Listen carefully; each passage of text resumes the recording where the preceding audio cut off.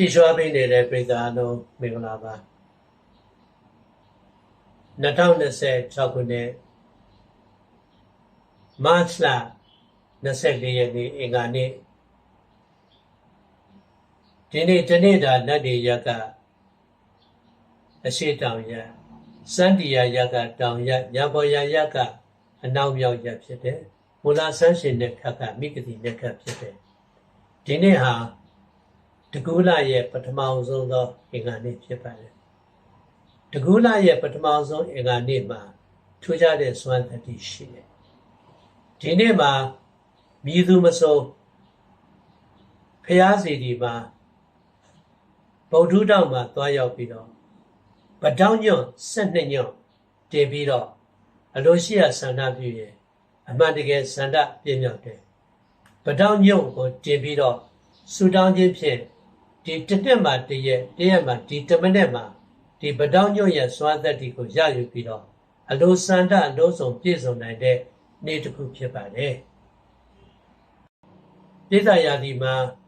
တနင်္လာကျိုးတည်ရှိတယ်မေတုံယာဒီမှာဇာတာပတိကျိုးသင်ယာဒီမှာကိတ်ကျိုးကုံယာဒီမှာအင်္ဂါကျိုးဗုဒ္ဓကျိုးရာဟုကျိုးတို့နဲ့မေယာဒီမှာတနင်္ဂနွေကျိုးသောကြာကျိုးစနေကျိုးတို့အသီးသီးတည်ရှိကြတယ်မိသားယာဒီဘာတွေမှာထူးခြားသောကံပွင့်ခြင်းတို့ရပြည့်စုံခြင်းနဲ့ဘဝတိုးတက်ခြင်းကိုရရှိမယ်ဒီနေ့မှာဆောင်ရွက်တဲ့ကိစ္စတွေအနာဂတ်ထူးခြားစွာကောင်းတယ်နေစရနိုင်တော့ပဲထူးကောင်းတယ်မိသားယာဒီဘာတွေမှာစိတ်ချမ်းသာမယ်အလိုပြည့်စုံမယ်ဘဝတိုးတက်မယ်အခက်အခဲတွေဖြေရှင်းနိုင်မယ်စမ်းပွင့်မယ်မျိုးသမီးမိတ်ဆွေကြီးကတူတာကုညီရနေစရနိုင်တော့ပဲသိကောင်းတာပေါ့မေတ္တာယာဒီဘာတွေမှာတော့ပြဿနာဟောင်းတွေဖြေရှင်းရနိုင်မယ်မနေ့9နိုင်ခွဲနဲ့9နိုင်ကြာနေစရနိုင်တဲ့တနိုင်ခွဲကြာပေါ်လာတဲ့ပြဿနာတွေချက်ချင်းရှင်းသို့ဒီမို့ရင်ပြဿနာခက်ခဲရှင်းကြသွားတတ်တယ်ကရကယာဒီဘာတွေမှာတော့ရတ္တနဲ့လူတွေပြန်နဲ့စတင်တဲ့စပွင့်မယ်တို့ရပြည့်စုံမယ်ရန်နဲ့ရှင်ပြီးလုပ်ပြီးမှတို့ရအောင်မြင်မယ်အဓိကနေစရနိုင်တော့ပိုင်းကောင်းခြင်းကံရဲ့ပြဿနာကိုရရှိတယ်သင်ယာဒီဘာတွေမှာရပိုင်ခွင့်တွေလက်ဝဲပြန်ရမယ်ဝေချေကံကောင်းမယ်တို့ရပြည့်စုံမယ်ရင်းနှီးသူများနဲ့စကားများတဲ့မနေ့10နိုင်ခွဲနဲ့10နိုင်ကြာညနေ3နိုင်နဲ့4နိုင်ခွဲကြာအငြင်းပွားမှုကိုရှောင်မှပြဿနာရှိတတ်တယ်ကံရသည်ဘာတွေမှာတော့ရံများတယ်တိုက်ကံများတယ်ရောင်းမဝယ်မှဖြစ်တတ်တယ်ဒီနေ့တာအတွင်းမှာနေ့တနိုင်7မိနစ်ကနေညနေ3နိုင်36မှာတော့ထူးကောင်းတယ်ကြံချိန်တွေမှာတော့သတိနဲ့ရှင်းပြီးတော့တူရသည်ဘာတွေမှာအောင်မြင်မှုလမ်းကြောင်းကောင်းတယ်တနေ့ကတွေကနေဝိသုတွေကိုဒုက္ခပေးတတ်တော့သတိထားရမယ်ဝေကြီးကိစ္စတွေမှာတော့ကိုပြောဆိုသမျှအောင်မြင်မှုနဲ့တိုးတက်မှုတွေရလာမယ်နေစရနိုင်တော့ပဲထူးကောင်းတဲ့ကံနဲ့တိုးတက်တဲ့ကံတွေရှိမယ်မြေဆံရာသီဘာတွေမှာအထူးဆင်ပြေတယ်အရေးပါတဲ့ပြောင်းလဲမှုနဲ့တိုးတက်မှုရှိမယ်ရည်မှန်းချက်သစ်တွေအောင်မြင်မယ်မနဲ့စံနိုင်ခွဲနဲ့စရနိုင်ကြနေတနိုင်ခွဲနဲ့ညနေ3နိုင်ကြတွေမှာစလိုက်တဲ့ကိစ္စမှများအထူးတည်းချိုးပေးခြင်းကိုရစေနိုင်မယ်ဓနုရာသီဘာတွေမှာတော့ရှင်ပြိုင်မှုအောင်မြင်မယ်တခုတည်းမကတဲ့တို့ကိုလုပ်ရမယ်ချက်ချင်းဆုံးဖြတ်ပြီးရှေ့တိုးလုပ်ခဲ့ခြင်းတို့ရဲ့ကောင်းသောအကျိုးဆက်ကိုရရှိမယ်ဝေချေပေးယူကိစ္စမှာညှင်းပွားစရာတွေရှိတယ်နေ့တနိုင်ခွဲနောက်ပိုင်းဆင်ပြေမယ်မကာရရာသီဘာတွေအတွက်ကတော့ရံများမယ်တိုက်ကံများမယ်အသေးစားထိခဲ့မှုပြုဆိုင်ရမယ်အသွားလာပြုဆိုင်ရမယ်မနေ့10နိုင်ခွဲနဲ့7နိုင်ကြောင်း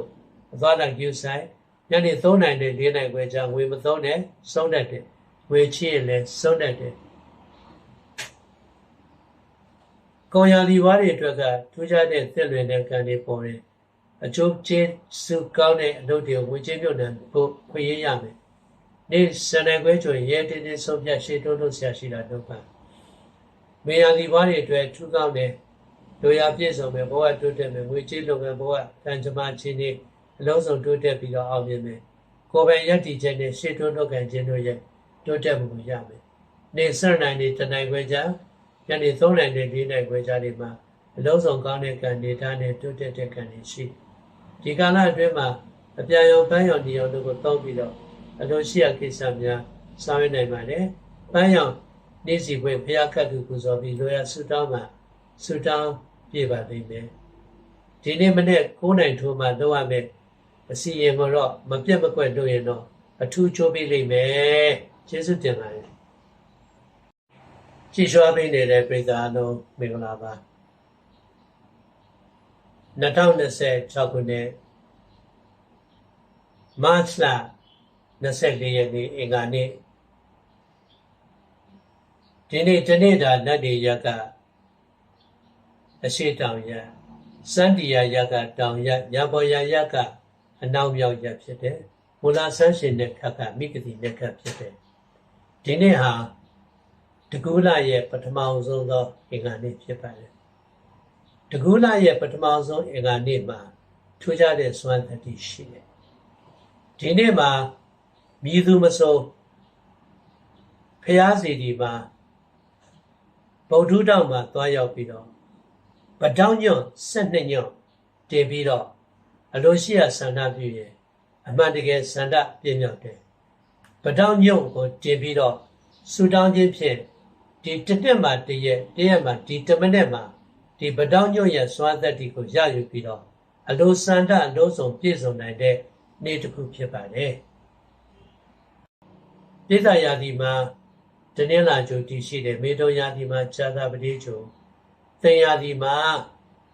ကိတ်ကျိုကုံယာတိမှာအင်္ဂါကျိုဗုဒ္ဓကျိုရာဟုကျိုတို့နဲ့မေယာတိမှာတနင်္ဂနွေကျိုသောကြာကျိုစနေကျိုတို့အသီးသီးတည်ရှိကြတယ်မိဿယာတိဘာတွေမှာထူးခြားသောကံပွင့်ခြင်းတို့ရပြည့်စုံခြင်းနဲ့ဘဝတိုးတက်ခြင်းကိုရရှိမယ်ဒီနေ့မှာဆောင်ရွက်တဲ့ကိစ္စတွေအနာဂတ်ထူးခြားစွာကောင်းတယ်နေစရနိုင်တော့ပဲထူးကောင်းတယ်ပိဿယာတိဘာတွေမှာစိတ်ချမ်းသာမယ်အလိုပြည့်စုံမယ်ဘဝတိုးတက်မယ်အခက်အခဲတွေဖြေရှင်းနိုင်မယ်စမ်းပွင့်မယ်မျိုးသမီးပဲရွှေကြီးကတူတာကုညီရနေစရနိုင်တော့ပဲသိကောင်းတာပေါ့မေတောယာတိဘာတွေမှာတော့ပြဿနာဟောင်းတွေဖြေရှင်းရနိုင်မယ်မနေ့9နိုင်ခွဲနဲ့9နိုင်ကြားနေစရနိုင်တဲ့တနိုင်ခွဲကြားပေါ်လာတဲ့ပြဿနာတွေချက်ချင်းရှင်းသို့ဒီမို့ရင်ပြဿနာခက်ခဲရှင်းကြသွားတတ်တယ်ကရကယာတိဘာတွေမှာတော့ရတ္တနဲ့လုပ်တွေပြန်လဲစတင်နိုင်တယ်စမ်းပွင့်မယ်တို့ရပြည့်စုံမယ်ရန်နဲ့ရှင်ပြီးလုပ်ပြီးမှတို့ရအောင်မြင်မယ်အဓိကနေစရနိုင်တော့ပိုင်းကောင်းခြင်းကံရဲ့ပြဿနာကိုရရှိတယ်သင်္ယာတိဘာတွေမှာရပိုင်ခွင့်တွေလက်ဝဲပြန်ရမယ်ဝေချေကံကောင်းမယ်တို့ရပြည့်စုံမယ်ရင်းနှီးသူများနဲ့စကားများတဲ့ဘယ်နဲ့10နိုင်ခွဲနဲ့10နိုင်ကြားညနေ3နိုင်နဲ့4နိုင်ခွဲကြားအငြင်းပွားမှုကိုရှောင်မှပြဿနာရှိတတ်တယ်ကံယာတိဘာတွေမှာတော့ရံများတယ်တိုက်ကံများတယ်ရောင်းပန်းဝယ်မှာဖြစ်တတ်တယ်ဒီနေ့တာအတွင်းမှာ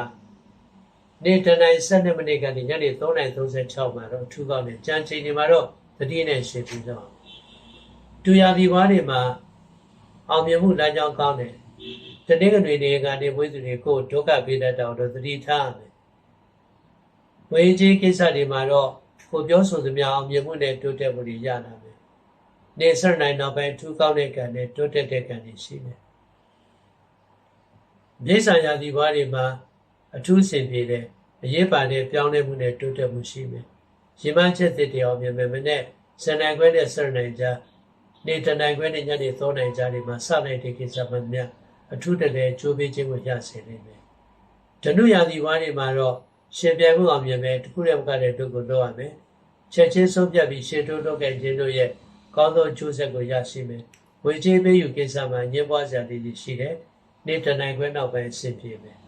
မကာရယာတိဘာတွေအတွက်ကတော့ရံများမယ်တိုက်ကံများမယ်အသေးစားထိခဲ့မှုပြုဆက်ရမယ်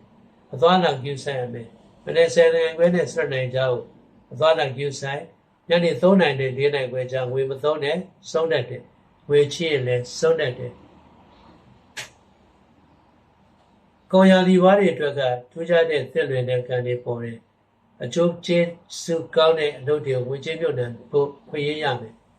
နေ့စနေခွဲကျော်ရဲတင်းတင်းဆုံးဖြတ်ရှေ့တိုးလို့ဆရာရှိတာတော့ပါမေယာဒီဝါတွေအတွက်ထူးကောင်းတဲ့လိုရာပြည့်စုံမယ်ဘဝတိုးတက်မယ်ငွေကြေးလုပ်ငန်းဘဝတန်ကြမချင်းတွေ